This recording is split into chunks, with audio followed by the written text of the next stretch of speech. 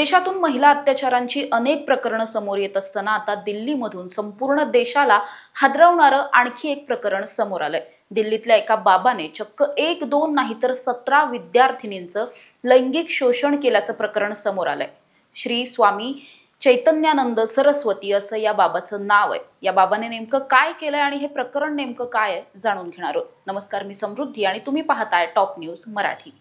प्रसिद्ध असलेल्या श्री शृंगेरी मठाच्या वतीने Sharada institute of Indian management नावाचं एक इन्स्टिट्यूट चालवलं जातं।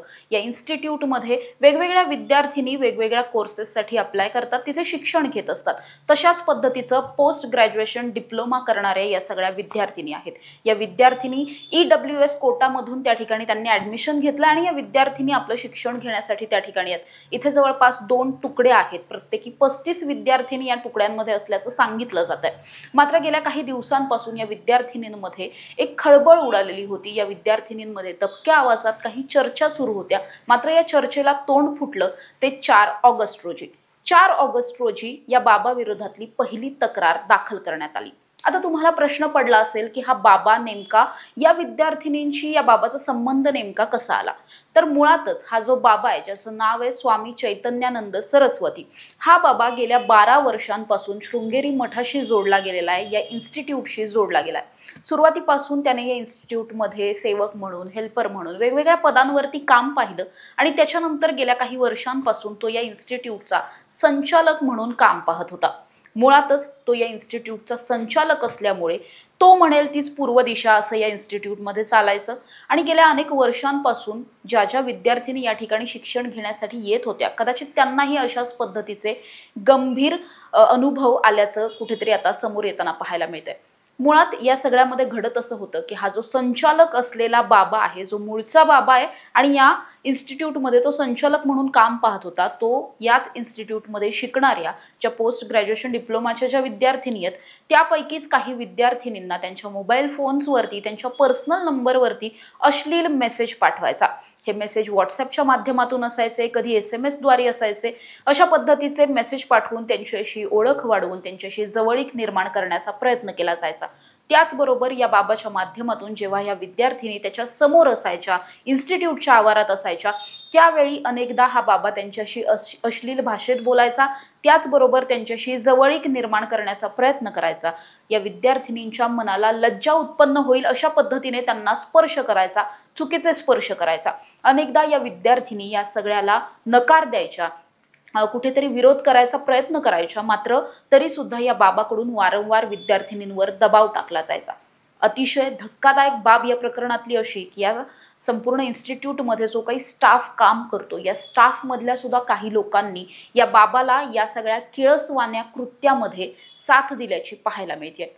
विशेष म्हणजे यामध्ये अशा 3 महिला आता आयडेंटिफाय करण्यात आल्या, ज्या महिला या स्टाफमधल्या महिला आहेत आणि या महिला स्वतः या मुलींना अशा पद्धतीचं गैरकृत्य बाबाबरोबर करण्यासाठी त्यांना प्रोत्साहित करायच्या, त्यांना प्रोत्साहन द्यायच्या किंवा जर या विद्यार्थिनी ऐकत नसतील तर त्यांच्यावर चक्क दबाव टाकण्याचं काम सुद्धा या महिला स्टाफच्या वतीने केलं जायचं। अर्थात यामध्ये काही पुरुष स्टाफचा सुद्धा सहभाग असणार आहे, त्या दृष्टिकोनातून सगळा तपास सध्या सुरू असलेला पाहायला मिळतोय। या पद्धतीने या विद्यार्थिनींचं गेल्या अनेक दिवसांपासून लैंगिक शोषण होत होतं। सगळ्यात पहिली तक्रार, जसं मी आधीही सांगितलं, सगळ्यात पहिली तक्रार दाखल झाली होती ही 4 ऑगस्टला। 4 ऑगस्टला एका विद्यार्थिनीने या सगळ्याच्या विरोधात आवाज उठवला, तक्रार दाखल केली। मग या विद्यार्थिनीच्या केसवर काम करत असताना पोलिसांनी याच इन्स्टिट्यूटमध्ये शिकणाऱ्या आणखी विद्यार्थिनींचे जबाब नोंदवून घेतले, त्याचबरोबर इतर काही स्टाफचे जबाब नोंदवून घेतले आणि या सगळ्यामध्ये आत्तापर्यंत तब्बल 32 विद्यार्थिनींचे जबाब जे ते घेण्यात आले आणि या 32 पैकी अर्ध्या विद्यार्थिनी म्हणजे जवळपास 17 विद्यार्थिनींनी या सगळ्यामध्ये आपल्याबरोबर सुद्धा बाबाने अशा पद्धतीची अश्लील कृत्य केलेली आहेत, लैंगिक शोषणाचा प्रयत्न केला किंवा लैंगिक शोषण केलंय अशा पद्धतीचे आरोप केलेले आहेत आणि तशा पद्धतीचे जबाब सुद्धा आता पोलिसांच्या संपूर्ण नोंद केलेली आहे पोलिसांनी या प्रकरणामध्ये। त्यामुळे हे प्रकरण किती गंभीर आहे हे पाहून दिल्ली पोलीस लगेचच या प्रकरणामध्ये काम करताना पाहायला मिळाले। अगदी ॲक्शन मोडवर येऊन, अर्थातच ही केस जी आहे ती प्रचंड सेन्सिटिव्ह, संवेदनशील आणि तितकीच हाय प्रोफाईल केस सुद्धा होती। कारण मुळातच हा बाबा जर पाहिला तर या बाबाचा स्वतःचे त्याचे भक्तगण वगैरे आहेत किंवा तो या भागामध्ये प्रचंड प्रसिद्ध असलेला बाबा आहे। त्यामुळे त्याने अशा पद्धतीचं एखादं कृत्य केलंय, त्याच्यावरती अशा पद्धतीचे आरोप झाले म्हटल्यावर पोलीस लगेचच ॲक्शन मोडवर आले। पोलिसांनी हे सगळे प्राथमिक जबाब घेतले। प्राथमिक तपास केल्याच्या नंतर जेव्हा पोलीस या बाबाला पकडण्यासाठी गेले तोपर्यंत मात्र हा बाबा पसार झालेला होता। अर्थात हा बाबा गेल्या अनेक दिवसांपासून, महिन्यापेक्षा जास्त कालावधी झालाय हा बाबा आता फरार असलेला पाहायला मिळतोय। या प्रकरणामध्ये पोलीस आणखी तपास करतायत। या बाबाचं लोकेशन शोधलं जातंय, तो आता नेमका कुठे हे सुद्धा शोधलं जातंय। जे काही पोलिसांच्या तपासातून समोर आलंय त्यातून बाबाचं लास्टचं लोकेशन जे मिळालं होतं ते आग्र्याचं होतं। तेव्हा हा बाबा आग्र्यामध्ये होता आणि तिथून पुढचं त्याचं लोकेशन अजूनही पोलिसांना मिळत नाहीये। मग तो आग्र्यातच आहे की इतर कुठे, याचा शोध सुद्धा पोलिसांकडून घेतला जातोय।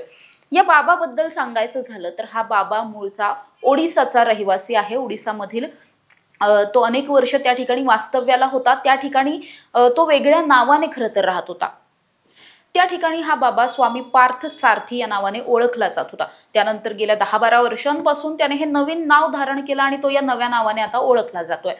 हा बाबा ज्यावेळी या इन्स्टिट्यूट बरोबर जोडला गेला, म्हणजे गेल्या 12 वर्षांच्या कालावधीत तो शृंगेरी मठ आणि या इन्स्टिट्यूट बरोबर जोडला गेलेला पाहायला मिळतोय। मात्र या संपूर्ण 12 वर्षांच्या आधी सुद्धा त्याच्यावर अशा पद्धतीचे गुन्हे दाखल असल्याची माहिती आता पोलीस तपासातूनच खरं तर उघडकीस आलेली पाहायला मिळते। त्याच्यावर सगळ्यात पहिला गुन्हा दाखल झाला होता तो 2009 मध्ये। हा गुन्हा होता फसवणुकीचा आणि विनयभंगाचा। त्या प्रकरणात सुद्धा थोडाफार पोलिसांचा तपास वगैरे झाला, मात्र पुढे या गुन्ह्याचं काय झालं याविषयीची पुरेशी माहिती सध्या तरी उपलब्ध नाहीये। त्यानंतर दुसरा गुन्हा दाखल झाला होता 2016 मध्ये। 2016 मध्ये सुद्धा एका महिलेने त्याच्या विरोधात विनयभंगाचा आणि शोषणाचा अशाच पद्धतीचा गुन्हा दाखल केला होता। आणि त्या सगळ्याच्या नंतर सुद्धा या बाबाला या इन्स्टिट्यूटमध्ये संचालक पद दिलं गेलं आणि गेल्या अनेक दिवसांपासून तो या इन्स्टिट्यूट मधल्या विद्यार्थिनींचं लैंगिक शोषण करत असल्याचं आता या सगळ्या तपासातून आणि मुलींच्या सगळ्या जबाबामधून समोर आल्याचं पाहायला मिळतंय। हा बाबा जे काही करत होता ते गेल्या अनेक दिवसांपासून करत होता आणि मुळातच या बाबाचा आधीचा रेकॉर्ड जरी पाहिला तरी अशा पद्धतीचे गुन्हे त्याच्यावर आधीपासून दाखल असताना या मठाने सुद्धा या बाबाची कुठली चौकशी केली नाही का, अशा पद्धतीचा एक प्रश्न सुद्धा या सगळ्यामध्ये उपस्थित होतोय। त्याचबरोबर हा बाबा केवळ महिलांचं, मुलींचं लैंगिक शोषण करायचा वगैरे इथपर्यंत हा बाबा कुठेही लिमिटेड नव्हता। त्याचा गुन्हा याही पुढचा आहे, यापेक्षा सुद्धा वेगळी कलमं त्याच्यावरती दाखल आहेत। यातलं सगळ्यात मुख्य कलम म्हणजे हा बाबा जरी तो मुळातच बाबा असला तरी सुद्धा, म्हणजे एका पद्धतीचा तो महाराज असला तरी सुद्धा त्याने त्याची संपूर्ण लाईफस्टाईल जी आहे ती प्रचंड स्टँडर्ड लाईफस्टाईल, पॉश लाईफस्टाईल असलेली पाहायला मिळते। त्याच्याकडे लाल रंगाची एक वोल्वो कार आहे आणि या कारवरती UN सर्टिफाईड नंबरची नंबर प्लेट जी असते तशा पद्धतीची नंबर प्लेट त्याने बसवून घेतलेली होती। ही नंबर प्लेट आपल्याला UN मधून मिळाली आहे वगैरे अशा पद्धतीच्या बतावण्या तो करायचा आणि हीच गाडी घेऊन तो फिरायचा। त्यामुळे सगळ्यांनाच असं वाटायचं की हा बाबा कोणीतरी खूप मोठा बाबा आहे किंवा उच्च पदस्थ आहे वगैरे, असं अशा पद्धतीचं सगळ्यांनाच वाटायचं। अर्थात ज्यावेळी ही तक्रार दाखल झाली त्या तक्रारीनंतर पोलिसांनी जसं जसं तपास करायला सुरुवात केली त्यानंतर ही जी नंबर प्लेट आहे ही नंबर प्लेट सुद्धा फेक असल्याचं पाहायला मिळालं। UNने अशा पद्धतीची कुठलीही नंबर प्लेट या बाबाला दिलेली नसल्याचं त्यांनी स्वतः सुद्धा खुलासा केला आणि त्यानंतर आता ही जी वोल्वो कार आहे ती कार सुद्धा जप्त करण्यात आली आहे। पोलिसांकडून या कारच्या अनुषंगाने सुद्धा इतर सगळाच तपास सुरू असलेला पाहायला मिळतोय। मात्र हा बाबा गेल्या अनेक दिवसांपासून फरार आहे आणि त्याला शोधणं किंवा तो जिथे कुठे आहे तिथपर्यंत पोलीस अजूनही पोहोचत नसलेले किंवा पोलिसांचा तपास तिथपर्यंत जात नसलेला पाहायला मिळतोय। अर्थात हे सगळं जर प्रकरण आपण पाहिलं तर प्रकरण प्रचंड गंभीर आहे। या प्रकरणामध्ये बाबाची साथ देणारे आणखी लोक असू शकतात, त्यामुळे या प्रकरणामध्ये अजून वेगात तपास होणं सुद्धा तितकंच गरजेचं आहे। त्याचबरोबर जेव्हा हे प्रकरण समोर आलं त्यानंतर लगेचच शृंगेरी मठाने एक लेटर जारी केलं। या लेटरमध्ये, या पत्रामध्ये सुद्धा त्यांनी असं म्हटलं की या बाबाबरोबरचे जे काही शृंगेरी मठ म्हणून आमचे संबंध होते ते सगळे संबंध आम्ही संपवलेले आहेत। आता त्याचा या मठाशी आणि या इन्स्टिट्यूटशी कुठल्याही पद्धतीचा संबंध नसणार आहे। अर्थात त्याचं संचालक पद सुद्धा रद्द करण्यात आलं। मात्र असं सगळं झालं असलं तरी सुद्धा हा बाबा आता फरार आहे ही गोष्ट खरी आहे। या बाबाला शोधणं, त्याच्यापर्यंत पोहोचणं हे अतिशय गरजेचं असणार आहे। त्याचबरोबर या प्रकरणामध्ये त्याची साथ नेमक्या कोणी कोणी दिली होती ते सुद्धा शोधणं तितकंच जास्त गरजेचं असणार आहे। या प्रकरणामध्ये ज्या 17 विद्यार्थिनींनी पुढे येऊन जबाब नोंद केले त्या व्यतिरिक्त आणखीन काही विद्यार्थिनी सुद्धा या सगळ्याला बळी पडलेल्या असू शकतात। या विद्यार्थिनी आत्ताच्या बॅच मधल्या विद्यार्थिनी होत्या, मात्र गेल्या अनेक वर्षांपासून तो या इन्स्टिट्यूटचं काम पाहतोय, म्हणून गेल्या अनेक वर्षांमध्ये सुद्धा त्याने अशा पद्धतीचं काही केलंय का या सगळ्या दृष्टिकोनातून सुद्धा आता पोलिसांचा तपास सुरू असलेला पाहायला मिळतोय। आणि मुळातच एखाद्या बाबाला जेव्हा आपण एखादा कुठलाही महाराज किंवा एखाद्या कुठलाही भगवी वस्त्र धारण केलेल्या बाबाचा चेहरा डोळ्यासमोर आपल्या येतो तेव्हा आपसुकच आपल्याला असं वाटतं की खूप प्रसन्न वातावरण आपल्याला जाणवायला लागतं किंवा हा माणूस किती श्रेष्ठ आहे किंवा हा माणूस किती चांगला असेल अशा पद्धतीच्या भावना आणि किती आध्यात्मिक असेल अशा पद्धतीच्या भावना आपल्या मनामध्ये नेहमीच दाटून येतात। मात्र अशा पद्धतीने कुठेतरी आध्यात्मिक स्वरूपात स्वतः असल्याचं सांगत अशा पद्धतीची किळसवाणी कृत्य करणारे अनेक बाबा भारताने याआधी सुद्धा पाहिलेत, महाराष्ट्राने याआधी सुद्धा पाहिलेत आणि त्यानंतर आता हा नवा बाबा एक इंट्रोड्यूस झालाय ज्याच्यावरती 17 मुलींनी लैंगिक शोषण केल्याच्या तक्रारी दाखल केलेल्या आहेत। त्यामुळे हा बाबा नेमका कधी अटकेत येतो, पोलिसांना तो कधी सापडतो आणि पोलिसांच्या तपासातून नेमकं काय काय समोर येतंय, यामध्ये आणखी कुणी पीडित महिला समोर येतात का हे सगळंच पाहणं महत्त्वाचं असणार आहे। तुर्तास इथेच थांबूया। तुम्ही पाहत रहा टॉप न्यूज मराठी, आपला महाराष्ट्र आपली बातमी। आदि शक्ती तू जयोस्तुते, आदि शक्ती तू जयोस्तुते।